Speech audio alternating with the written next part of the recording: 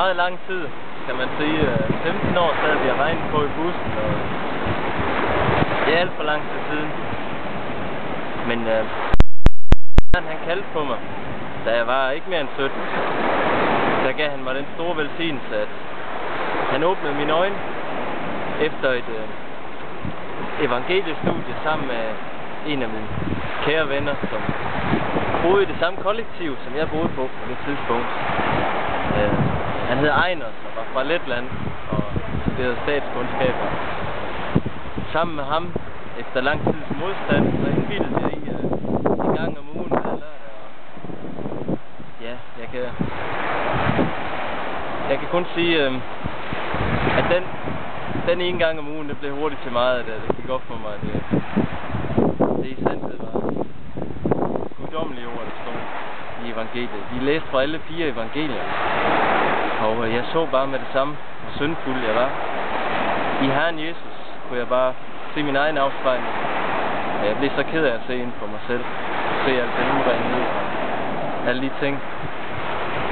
Og ja, nu har jeg lovet at holde det lidt kort, så jeg kan bare sige, at det er den mest fantastiske tid, der skete efterfølgende. Øjeblikket, hvor det skete, jeg græd 2 dage uafbrudt, efter jeg havde lyttet til sangen Amazing Grace, og havde set teksterne på min computer. Så kunne jeg begynde at se, hvad det var. Begynde at forstå det fantastiske, den mægtige ting, som Herren Jesus gjorde, da han lagde sit liv for alle mennesker. For alle syndere, og syndere som mig. Og jeg var en stor synder på det tidspunkt. Og priset være hans navn. Han frelste mig, og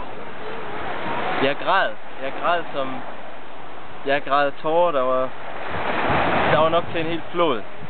Men jeg var glad. Jeg var glad inderst inde. Det var en lykke. Det var glædestår, som jeg aldrig har oplevet. Og jeg græd, mens jeg vaskede op. Jeg græd, mens jeg gik ture. Og turde næsten ikke at handle ind om dagen, fordi jeg græd konstant. Der var så meget, der skulle ud. Men hvor jeg følte mig lettet. Og hvor jeg vidste, at jeg var tilgivet. Nej, det er det mest vidunderlige ting at blive frelst. Det er skønne, smukke. Og det er lige der i Bibelen for alle mennesker. I evangelierne. Så blev jeg jo så døbt i folkekirken. Det var så, da jeg var 18. Der var jeg fyldt 18. Og jeg var ikke tilfreds med det fra begyndelsen af. Men den største kristne underviser, jeg havde, det var indre missionærer, lutherske missionærer. Det var gode mennesker. Jeg tror også var frelst mange af dem. Men de var meget bundet til folkekirken. Det var ligesom den mulighed, der var. Jeg vidste ikke noget. Jeg kunne se, at præst, hun troede ikke på Gud, og hun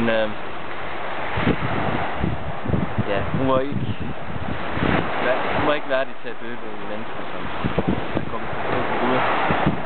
Men det var en skøn ting, og jeg kan huske, at alle folk, det var så bare ældre mennesker, som besøger folkekirken med.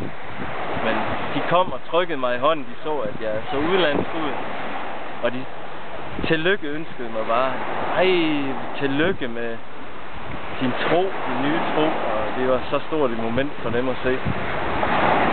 En af udlandsk herkomst, som valgte at gå på knæ foran døbefonden og blive døbt i Guds navn. Det var ikke helt skidt. Og senere hen, der holdt de så en lille kaffebord hos min far og mor. Og det var så mest mine kristne venner, der var der. Min far og mor var der, og min far, han var der også. Og jeg kan bare huske, det eneste, jeg sådan tænkte på, det var frelsesøjeblikket. Det var mig for sindet så lang tid. Og sådan som jeg står og fortæller det nu, der bliver jeg bare mindet om, hvorfor går jeg ikke stadigvæk og tænker på det. Det burde jeg gøre. Jeg burde virkelig vende tilbage til den tid og lade det vaske mig og styrke mig til en ny tjeneste. Og det er også lidt derfor, jeg vælger at lade mig døbe. Dels fordi det er på ordentlig bibelsk facon, og hvis vi lige kan få min broder Martin kort her, så er han den fantastiske broder, jeg har mødt, som har fået mine øjne op. Så mange ting, jeg var på vej ud fra her. Men den anden grund, det er simpelthen også for, at det skal blive et tegn på, at jeg virkelig ønsker at tjene her. Jeg har lavet mange fejl, og må Gud tilgive mig for det. Men jeg føler stadigvæk, at jeg kan hjælpe dem. Pris til hver Gud. Nu vil vi gør det. Rummevivl. Ja, så går I bare ud. Jeg vil døbe dig på den bekendelse, på det vidnesbyrd, på din tro. Kom lidt tættere sammen. Kom lidt tættere sammen. Yes. Så det er på det vidnesbyrd, på Hadils vidnesbyrd om frelsen, at han er frelst, han har troet, det er det, jeg vil døbe ham på. Han har aldrig været døbt bibelsk, så nu vil han følge Herren Jesus. Det er jeg bare ovenud glad for, lykkelig for. Så nu er vi ud, og så er vi døbt der, Hadil. Yes.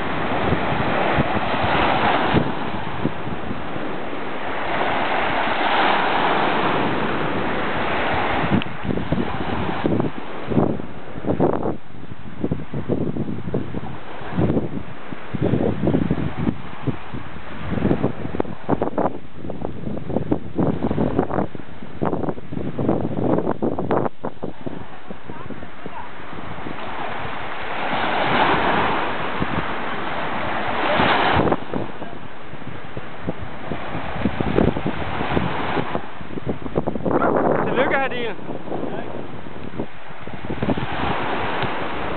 Der er mange ting.